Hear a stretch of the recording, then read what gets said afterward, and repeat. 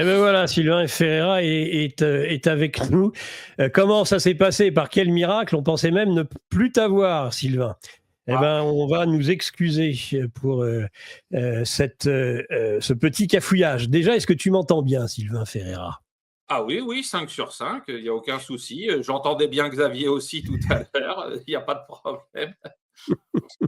Et dans le chat, on m'accuse. Bien sûr, c'est de ma faute. C'est Oui, toujours de ma faute, de toute façon. Il faut bien un coupable. Hein. Non, je suis désolé, cher chatter, que j'apprécie par ailleurs. Ce n'est pas de ma faute pour une fois. Alors, c'est pas grave. Allez, on a assez de temps perdu avec la technique. Bah oui, je le dis. Bon, alors, mon cher Sylvain, je ne sais pas si vous avez pu entendre ce que disait Xavier Moreau. En tous les cas, on est en train évidemment de commenter ce que nous commencions à commenter hier soir, et vous faisiez partie des invités. D'ailleurs, je tiens encore à vous remercier de vous être rendu disponible comme tous les autres. Je vous ai remercié dès le début de cette émission. Hein.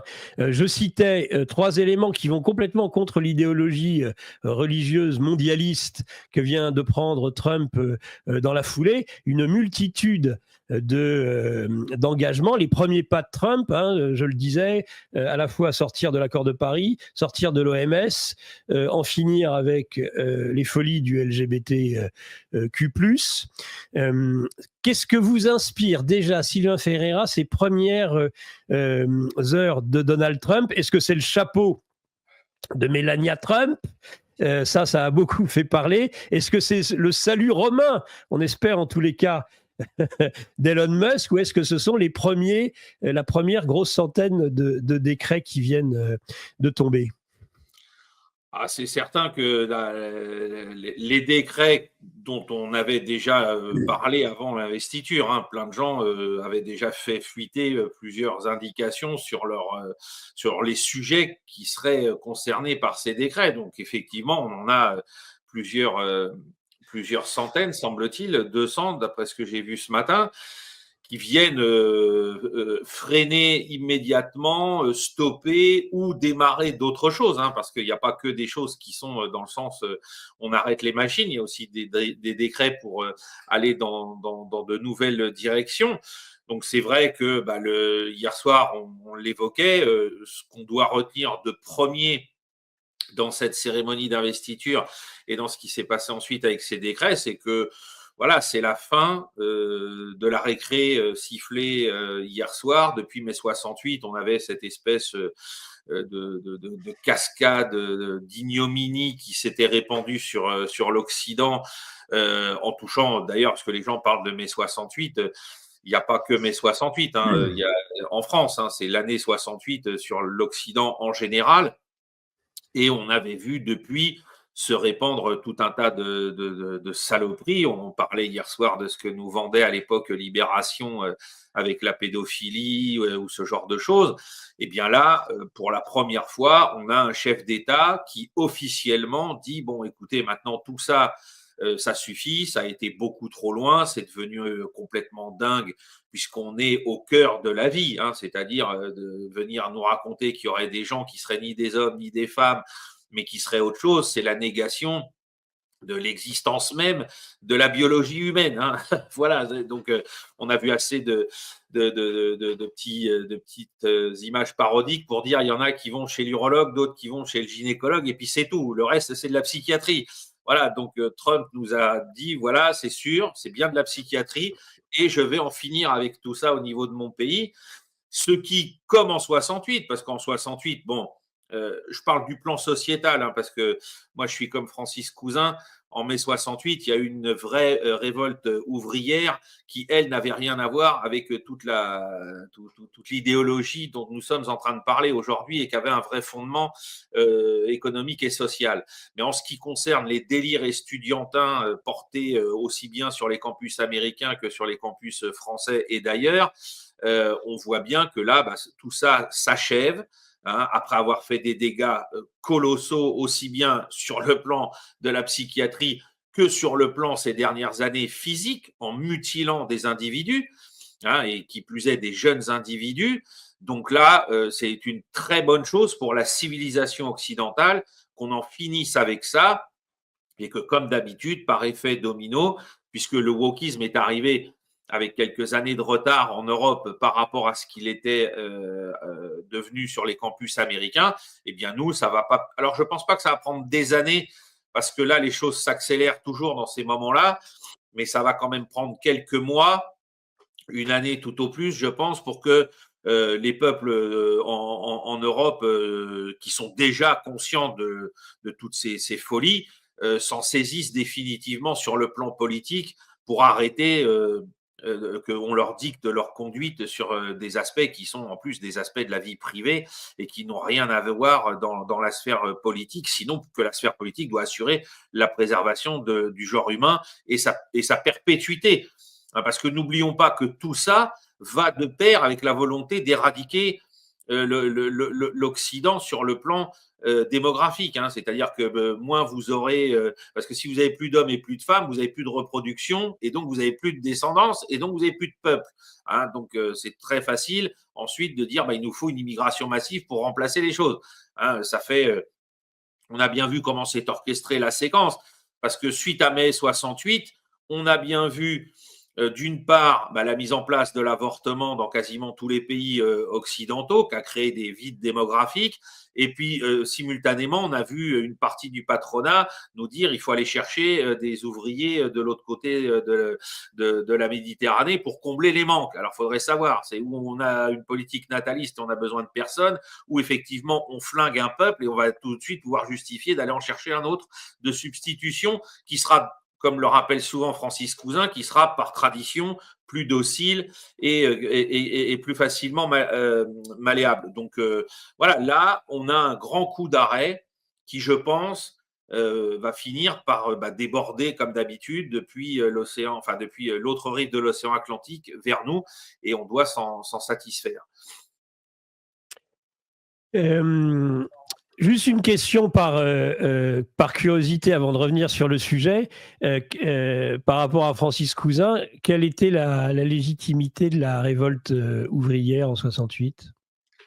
La révolte ouvrière, c'est parce que aussi bien, le niveau de vie des gens n'avait pas suivi l'évolution de l'économie au niveau des 30 Glorieuses. C'est-à-dire que on voyait bien que les salaires, et puis il y avait aussi ce phénomène que Francis Cousin rappelle avec beaucoup d'acuité, c'est que les gens se rendent compte que l'argent en tant que tel et qu'une vie de salarié, c'est une vie d'esclave. Voilà, c'est qu'on ne débouche sur rien parce que le salariat, c'est le premier des esclavages.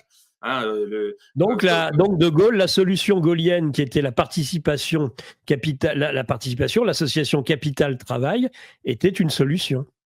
Ça rentrait dans cette idée qu'il fallait en finir avec cette vision du monde. Et qu'effectivement, parce que là, on peut parler du volet vraiment très français de mai 68, c'est qu'on a des doutes très importants sur le fait que c'était une des premières révolutions, entre guillemets, dans la tradition de ce qu'on connaît aujourd'hui, révolution de couleur, pour empêcher que le général de Gaulle puisse mettre en place tout ça. Et on a bien vu d'ailleurs... Voilà. Et on a bien vu d'ailleurs à l'époque, dans le camp réputé présidentiel ou dans le camp réputé du pouvoir, on a déjà vu les premières fissures, les premières trahisons, qui étaient d'ailleurs portées dès le départ par des gens comme Giscard d'Estaing à l'époque, ou même comme Pompidou d'une certaine manière. Donc voilà, tout ça s'est combiné. Et puis, et ce qui est fou, parce que c'est du révisionnisme historique, c'est qu'on a gardé de mai 68 que la révolte sociologico-estudiantine. On a oublié le grand mouvement de grève ouvrière. Il y avait 10 millions de grévistes. C'est énorme pour notre population. Il n'y a pas eu une grève aussi importante en termes de proportion de population dans un État occidental depuis. Et ça montrait bien la fibre sociale et révolutionnaire du peuple français par rapport à des élites qui se plaçaient toujours entre le pouvoir suprême, à savoir là le général de Gaulle, et lui, parce que c'est toujours le même problème, c'est la classe intermédiaire entre le pouvoir suprême et le peuple qui trahit et le pouvoir suprême et le peuple. hein, et cette journée du 21 janvier en est encore la preuve dans notre histoire à travers la mort du roi. Hein. On sait bien ce que l'aristocratie française a foutu comme bazar dans la monarchie tout au long du XVIIIe siècle, et qui a fini par mettre en face à face le peuple et le roi, alors que normalement ça n'aurait jamais dû avoir lieu. Et bien là, c'était déjà la même chose. La petite bourgeoisie comprador a toujours joué le même jeu dans la succession d'une part de l'aristocratie française à partir des années du règne de Louis XV. C'est exactement le même phénomène.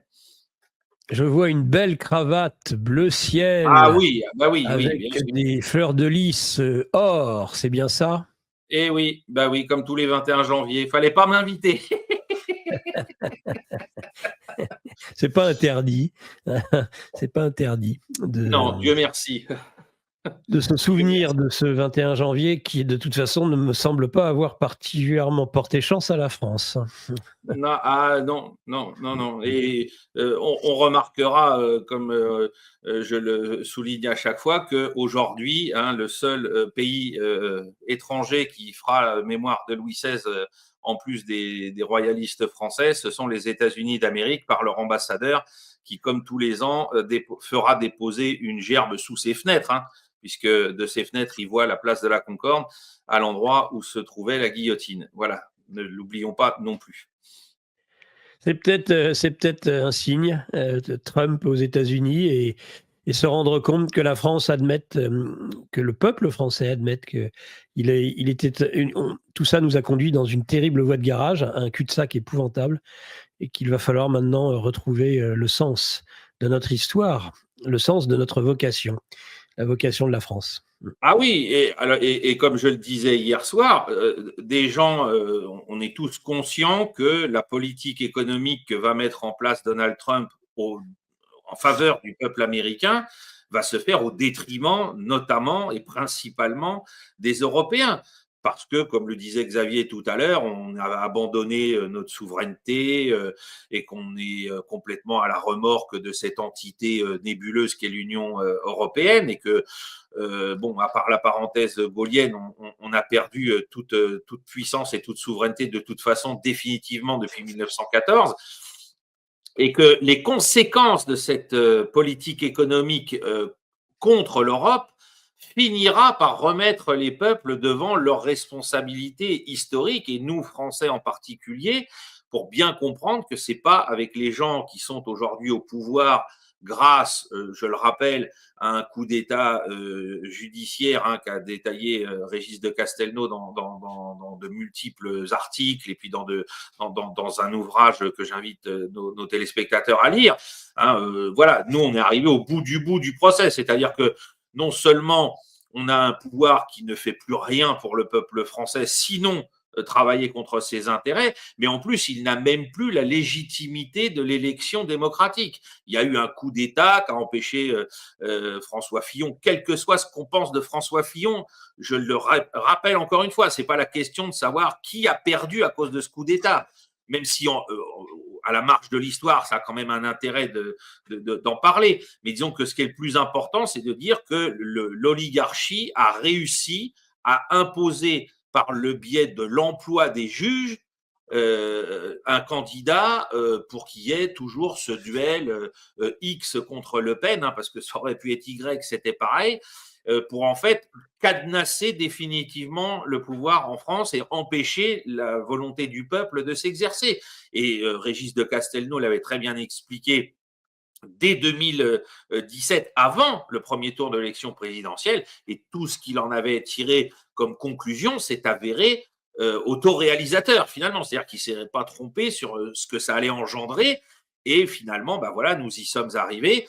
En plus de ça, le petit espoir, le maigre espoir, l'infinitésimal espoir que le Front National devenu Rassemblement National allait faire quelque chose pour s'opposer véritablement à Macron a été complètement anéanti, puisque Madame Le Pen a décidé de rentrer dans le rang et de ne pas vouloir assumer une partie du programme politique dont elle avait hérité de son père. Eh bien voilà, l'affaire était pliée. C'est-à-dire qu'aujourd'hui, on n'a même plus d'opposition, parce que quand on voit les déclarations de M. Bardella, alors là, voilà, il n'y a plus rien. Hein. Aujourd'hui, pour les gens comme nous qui avons connu Charles Pasqua et le RPR des années 80, le Rassemblement national, c'est le RPR de 1986, et puis c'est tout. Il n'y a rien de plus. Il y a même moins que le RPR de 86. Hein, que ce soit sur l'immigration, que ce soit sur l'indépendance nationale. Est-ce qu'on imagine Charles Pasqua tenir les propos de Bardella à l'égard de la guerre en Ukraine? On rêve, on rêve, on rêve. Voilà, donc on a un petit parti d'alternance sur quelques détails, sur quelques points, qui prendra le pouvoir quand si le régime illégitime qui est là veut continuer de se maintenir, il utilisera Madame Le Pen en la mettant à la présidence de la République pour essayer encore de s'offrir quelques années de plus de survie. Bon, il faut éviter tout ça et il faut espérer du coup que ce que va nous infliger économiquement l'Amérique nous contraindra à faire mieux que pendant les Gilets jaunes. Alors, Sylvain Ferreira, de Veille Stratégique, qu'est-ce que ce Sylvain Ferreira pense de ce que sera dans le monde, Ukraine, Proche-Orient, n'appelons pas ça Indo-Pacifique, mais en tout cas les relations avec la Chine ou avec l'Inde, quelle va être qu'est-ce que ça va changer dans l'équation mondiale, pas la réélection, on ne peut pas vraiment parler de réélection, mais la nouvelle élection de Donald Trump et déjà ses premiers décrets qui fusent dans tous les sens. Et puis ce qu'il semble dire, on commente à la minute presque, dit l'ensemble du monde semble polarisé, ou en tout cas nous en Occident et en France, on est polarisé autour de ce qu'il dit. L'accord avec le Hamas ne tiendra pas nécessairement. La Russie ferait bien d'accorder la paix parce que Poutine sinon détruira son pays. Il y a ça aussi, il y a toutes ces évolutions. On a l'impression que ça part un peu dans tous les sens. Est-ce qu'à un moment donné, ça va prendre quelque chose? On a l'impression que Trump, c'est quand même l'homme des coups. Est-ce qu'il est capable, sur des sujets qui sont plus compliqués, par exemple que la seule Corée du Nord, d'avoir une politique à long terme qui permette d'établir des nouvelles structures, une architecture de sécurité, par exemple en Europe ou au Proche-Orient? Pour moi, Trump, il a une homogénéité dans ses décisions, c'est qu'il veut que le business fonctionne. Donc, en fait, c'est ça le problème, c'est-à-dire que nous sommes formatés par tradition sur l'idée que c'est une volonté politique initiale qui va structurer la façon dont on va gouverner. Or, Trump, pour lui, non, c'est pas comme ça que ça se passe. Lui, il veut que le business fonctionne. Il n'a eu de cesse de le répéter hier, hein, avec cette injonction drill baby drill, pour dire on va forer partout où on peut forer pour récupérer le liquid gold qui est sous nos pieds, hein, l'or liquide. Donc bien évidemment, il parle du gaz liquéfié ou du pétrole, mais surtout du gaz. Donc, lui, son système de fonctionnement, son système de structure de fonctionnement, c'est le business doit fonctionner. Donc, c'est pour ça qu'on a l'impression qu'il fait des coups. Mais c'est à l'intérieur de cette pensée générale. C'est-à-dire que, bon, ben voilà, pour que le business fonctionne là, il faut que je fasse un coup de cette nature, etc., etc. Donc, on n'est pas effectivement avec quelqu'un qui se dit je pense le monde d'un point de vue politique, d'un point de vue géopolitique. Ça ne l'intéresse pas parce que finalement, concrètement, à l'échelle du temps qui va être le sien, rappelons-le, c'est que 4 ans et même peut-être malheureusement, si ça devait mal se passer, que 2 ans avec l'alignement des planètes dont on parlait hier, avec le Congrès qui est complètement à sa disposition, les juges à la Cour suprême, etc. Donc lui, il n'a pas le temps de rentrer dans des notions un peu abstraites de grandes politiques telles que nous, Européens, héritiers de gens comme Richelieu et des traités de Westphalie, on a toujours en mémoire, ou du Congrès de Vienne. Lui, il est là pour dire, voilà, je veux récupérer une partie des emplois industriels dans la Rust Belt autour des Grands Lacs parce que il y a plus de bagnole qui est construite aux États-Unis, etc. Donc, il faut que je fasse la guerre commerciale à la Chine sur cet aspect-là. Il faut que je dise aux Européens qu'il faut qu'ils achètent justement de liquid gold pour faire rentrer des fonds dans le trésor américain. Donc, eux, je vais leur dire que où ils achètent, où ils prennent des tarifs dans la figure, enfin des droits de douane, pardon. Donc voilà. Et alors, la cohérence de tout ça, c'est le business. C'est pas la politique au sens où nous l'entendons. Donc, il continuera pour moi, dans cet état d'esprit, à prendre les dossiers les uns après les autres avec cette seule donnée commune qui est comment j'enrichis mon pays dans tous les domaines, c'est-à-dire en créant des emplois, en récupérant bien évidemment de l'argent sonnant et trébuchant avec ses droits de douane. Voilà. Et puis, alors, on ne l'a pas évoqué hier soir, il a quand même dit dans son discours sur les objectifs, il faut étendre nos frontières, et pas simplement la frontière spatiale, mais donc ça veut dire que le Groenland va finir par être annexé aux États-Unis d'Amérique. On verra ce qu'il fera avec le Canada. Il les a déjà menacés de droits de douane, eux aussi, avec le Mexique. Voilà, donc sa cohérence à lui, c'est ça. Donc, l'arrêt des guerres est obligatoire dans tout ça. C'est pour ça qu'on croit qu'il y a quelque chose… Voilà, on croit qu'il y a quelque chose qui est structuré dans sa pensée, mais non, c'est juste la guerre égale pas le business comme je le pense. Parce que ça peut être le business comme le faisaient les démocrates, en s'enrichissant eux, leurs petits copains du complexe militaro-industriel, mais pas le peuple américain. Et Trump, il a compris qu'on ne peut rien faire. C'est là qu'il est complètement à l'opposé de ce qu'on vient d'expliquer pour la France avec ce qui s'est passé avec Macron. C'est qu'il sait bien qu'on ne peut pas gouverner correctement un pays sans son peuple. Ça ne fonctionne pas. Au bout d'un moment, vous vous écrasez dans un mur. Donc là, il sait qu'il faut qu'il redonne du travail à une grande partie du peuple américain qu'on a foutu dehors, tout simplement, comme ça a été le cas chez nous, quand on a décidé d'arrêter les grandes industries.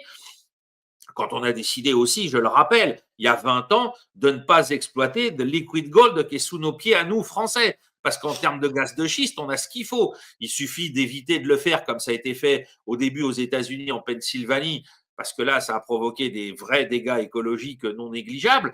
Mais en le faisant correctement, on pourrait nous aussi être autonomes. Encore une fois, on n'a pas de pétrole, mais là, on a du gaz de schiste. Et on pourrait dire, alors là, tout le monde en Europe, c'est nous qui vous le vendons. Déjà, on serait autonome entre nos centrales nucléaires et ça, on serait autonome. Et en plus, on pourrait en revendre à tous nos camarades européens. Ça éviterait aux Allemands de me polluer le nez et la gorge tous les matins depuis plusieurs mois avec leurs centrales à charbon, puisque j'habite dans le nord de la France. Voilà. Mais on a décidé de ne pas le faire parce que, comme d'habitude, on est dirigé par des gens qui sont, je ne sais plus qui j'entendais sur l'antenne hier soir le dire, on est dirigé par des anti-stratèges qui sont là pour faire tout le contraire précisément de ce qu'il faudrait faire. Alors, quand on est un peu versé dans la théologie chrétienne, quelqu'un qui fait strictement l'opposé de ce qui est bon, ça s'appelle le diable. Voilà, c'est satanique d'opérer en miroir du bien. Vous pouvez voilà, on peut se tromper et on est dans le péché, on le sait bien, mais quand vous faites strictement le miroir du bien, vous êtes non pas dans le péché, vous êtes diabolique, vous êtes satanique. Et donc là, bien évidemment, ça pose des questions parce que ces gens-là s'évertuent non pas à se planter, mais à faire strictement ce qui est l'inverse du bien. C'est quand même assez spectaculaire. Donc, on va espérer que tout ça, ça soit bousculé de loin en loin. Et donc, je rappelle, c'est pas Netanyahou qui a la clé du coffre à dollars pour l'économie israélienne. C'est pas Netanyahou qui a les clés de l'arsenal pour Tsahal. C'est Donald Trump. Et c'est Donald Trump qui décidera. Si Netanyahou a envie de faire des bêtises, parce qu'il ne faut pas oublier que Netanyahou, quand certains me disent oui, mais il a dit qu'il se donnait le droit de ceci, de cela, n'oubliez pas que Netanyahou, il est obligé de parler à sa coalition en ce moment. Il a Ben Gvir qui vient de lui claquer la porte et il n'a pas envie de voir Smotrich partir parce que si Smotrich s'en va, il n'y a plus de gouvernement. S'il n'y a plus de gouvernement, Bibi, il va en prison. Donc, Bibi, il est pas bête. Hein. Alors, faut pas prendre pour argent comptant tout ce qu'il raconte. Hein. Moi, je suis un peu déçu des fois de la naïveté des gens qui me disent, bah oui, mais il a dit ça. Oui, bah d'accord. Mais c'est pas. Si on croit tout ce que nous disent les hommes, si on croit encore tout ce que nous disent les hommes politiques, on n'a pas fini de faire de l'exégèse. Donc, la réalité, c'est que Trump a les clés du coffre et de l'arsenal. Et je rappelle aussi, parce qu'il faut en parler, les gens me disent « Ah ben oui, mais l'AIPAC, les Juifs américains, ils ont fait des donations à Trump, ils le contrôlent, etc. » Ben, figurez-vous que les Juifs américains ne sont pas tous aussi débiles que Netanyahou, ont bien compris que l'autre les avait emmenés dans une impasse et ils savent très bien que son temps est fini. Il faut aussi comprendre ces choses-là. C'est-à-dire que le problème pour Israël demain et pour tous les Juifs qui soutiennent à travers le monde l'État d'Israël, le problème, c'est de savoir comment on va sortir excusez-moi l'expression, du merdier dans lequel Netanyahou vient de plonger le pays. Hein, et donc, ils savent très bien que là, c'est fini. Hein, Bibi, il ne va pas éviter la case prison éternellement et il ne va pas éviter l'effondrement de son gouvernement éternellement. Ça n'existe pas. Et donc, à un moment donné, le pion Netanyahou va être sacrifié. Et donc, il y a des Juifs américains qui ont le cerveau qui fonctionne et qui l'ont très bien compris, eux aussi. Hein, ça ne veut pas dire qu'ils sont devenus pro-palestiniens, bien évidemment, mais ça veut dire qu'ils ont bien compris aussi qu'il ne fallait pas et qu'on ne pouvait plus en rester là où nous en étions avec Netanyahou aujourd'hui. Voilà. Et il n'y a qu'à voir, parce que c'est ça aussi qui est quand même révélateur, et je suis stupéfait de voir que les gens passent ça pour perte et profit. Mais vous avez vu les scènes à la sortie du cabinet de guerre où ils ont annoncé le cessez-le-feu. Les types, ils sont dégoûtés. Et c'est pas la vérité si je mens. Hein. Ils sont pas en train de jouer la comédie. Ils sont vraiment écœurés. Ils savent qu'ils ont perdu. Hein. Même s'ils ont tué des dizaines de milliers de Palestiniens, ils savent qu'ils ont perdu. Voilà. Donc, faut arrêter toujours avec cette vision. Oui, les Juifs. Non, déjà, c'est des Juifs, c'est pas les Juifs. Hein. Il y a des millions de Juifs sur terre qui supportent pas Netanyahou. Dieu merci. Et donc là, ceux-là, au moins pour le moment, ils sont défaits. Je dis bien pour le moment, parce que l'histoire étant l'histoire, on n'est pas à l'abri qu'ils reviennent un jour. Mais pour le moment, ils viennent de prendre une belle claque politique dans la figure. Et c'est Trump qui leur a infligé, effectivement, avec le soutien de l'AIPAC, parce que l'AIPAC a très bien compris que là-bas, ça devenait n'importe quoi et que c'était préjudiciable à la survie d'Israël. Et vous appelez à la mise en place d'un euro numérique. Absolument. Nos élites déroulent leurs plans contre nous. Mais nous aussi on a des plans contre eux. Déjà au travers de nos émissions avec une revue de presse économique pour faire le point avec vous, puis dans notre revue mensuelle avec des analyses financières et des solutions de décentralisation, et surtout dans notre stratégie anti-CBDC. Plus de 3 heures de contenu exclusif et gratuit pour apprendre concrètement à préserver votre épargne. Au programme, protection anti-crise, anti-banque, anti-État et bien d'autres solutions. Le temps joue contre nous, mais on peut se défendre.